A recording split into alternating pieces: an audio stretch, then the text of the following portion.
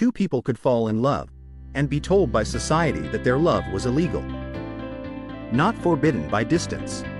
Not impossible because of language. Not denied by war. But outlawed simply because of race. A black man and a white woman. An Asian woman and an African man. An indigenous person and a European settler. In many parts of the world, these unions were once seen as dangerous, even threatening. Families disowned their children. Communities whispered in shame. Governments created laws to keep people apart. And yet, despite fear, despite hatred, despite centuries of division, people still fell in love. Because love has always crossed borders long before society was ready. This is the story of interracial marriage. From taboo to acceptance. And the people courageous enough to love anyway. Human history is, in many ways, a history of movement. People traveled. Empires expanded. Cultures collided. Trade routes connected distant civilizations. From the ancient Silk Road connecting Asia and Europe, to African kingdoms trading across deserts and oceans, to migrations across the Americas and beyond. Human beings have always met people who looked, spoke, and lived differently from themselves. And where people meet, relationships begin. But interracial marriage has rarely existed in peace. Throughout history, race, ethnicity, religion, class, and culture often became boundaries society tried to protect. In some places, interracial couples were celebrated as symbols of unity. In others, they were punished, rejected, or erased from history entirely. Yet behind every statistic, every law, every social debate, there were real human beings. People trying to build homes together, raise children together, and prove that love could survive fear. For much of human history, identity meant survival. Communities stayed close to people who shared the same language, customs, and traditions. It created familiarity, safety, belonging. But over time, these social boundaries hardened. In many societies, race became tied to power. Colonialism, slavery, segregation, caste systems, and nationalism all contributed to the idea that certain groups should remain separate. Interracial relationships became controversial not because love itself was wrong, but because those relationships challenged social structures. In the United States, anti-miscegenation laws banned interracial marriage in many states for centuries. In South Africa during apartheid, interracial unions were criminalized. Under Nazi Germany, relationships between Jews and non-Jews were forbidden. And in many cultures around the world, even where no law existed, social pressure could be just as powerful. Sometimes the punishment wasn't prison. Sometimes it was silence. A father refusing to speak to his daughter again. A mother crying at her son's wedding. Neighbors staring. Friends disappearing. Love became a test of courage. Imagine a young couple in the 1960s. They sit quietly in a parked car after sunset. One of them is black. The other is white. They know they cannot safely hold hands in public in certain places. Not because they committed a crime, but because society believes their love is unnatural. And yet, they dream ordinary dreams. A small home. Children. Family dinners. Growing old together. The tragedy of interracial marriage history is that many couples were denied ordinary happiness simply because of how they looked. But perhaps the beauty of the story is this: people kept choosing love anyway. Again and again. Across continents, across centuries, across impossible odds. In Brazil, centuries of cultural blending created one of the world's most racially mixed societies. In parts of East Africa and the Middle East, trade routes brought together African, Arab, Persian, and Asian communities. In the Caribbean, cultures merged through painful histories of slavery and migration, creating entirely new identities, languages, foods, and traditions. Human connection kept finding a way. And with every generation, interracial families quietly reshaped the world. Children grew up carrying multiple cultures at once. One language from their mother. Another from their father. Different foods at the same dinner table.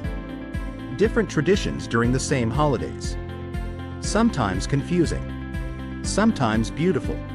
Often both. But these families also face difficult questions. Where do I belong?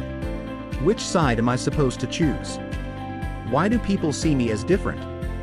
For many mixed-race children, identity became a journey rather than a simple answer. And yet, many discovered something powerful. They did not have to choose between cultures. They could become a bridge between them. Interracial marriage is not only about race. It is also about culture. And culture lives in everyday moments. In food. In names. In weddings. In music. In family expectations. A Nigerian wedding may include vibrant traditional attire, extended family introductions, and deep communal celebration. A Japanese family may value quiet respect, harmony, and formal rituals. A Mexican household may center strongly around family closeness and multi-generational bonds.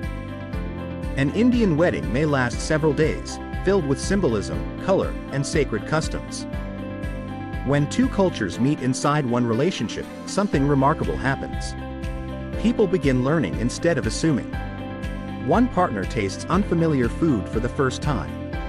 Another learns a new language phrase. Families discover traditions they once misunderstood. Sometimes there are awkward moments. Sometimes misunderstandings happen. But often, curiosity slowly replaces fear. And that is how cultures truly connect, not through politics, but through people. One common misconception is that interracial relationships erase culture. In reality, many interracial families work hard to preserve multiple traditions at once.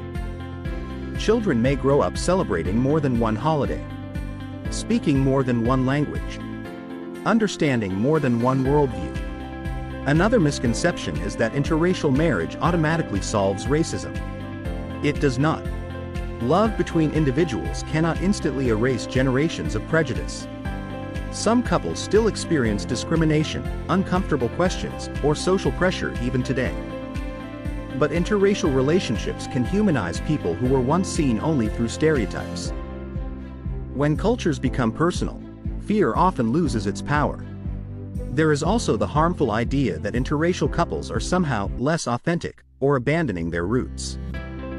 But identity is not weakened by connection. Human beings have always evolved through exchange, migration, and cultural blending. History itself is evidence of that. In 1967, a landmark moment changed history in the United States.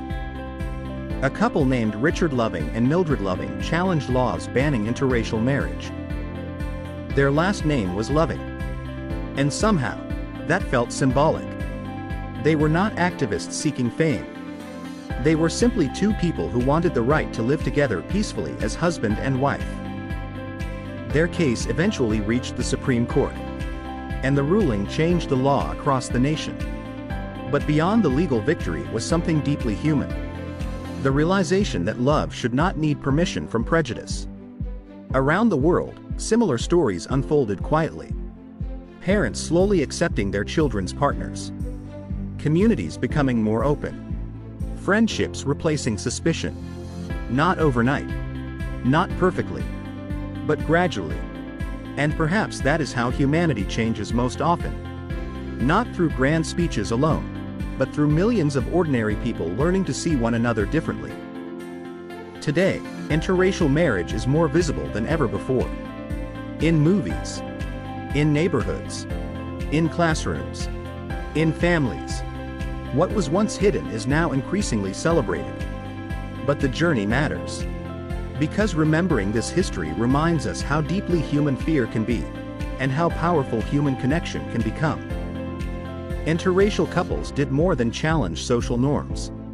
Many helped expand society's understanding of empathy, identity, and belonging. They showed that culture does not have to disappear for people to unite. That differences do not always divide. And that love, in its quietest form, can sometimes become an act of courage. At the end of the day, every culture carries stories. Every race carries history. Every family carries traditions. But beneath all of it, human beings still laugh the same, cry the same, hope the same, and love the same. And maybe the future of humanity is not about becoming identical, but learning how to belong to one another without losing ourselves. Because the story of interracial marriage is ultimately the story of humanity itself.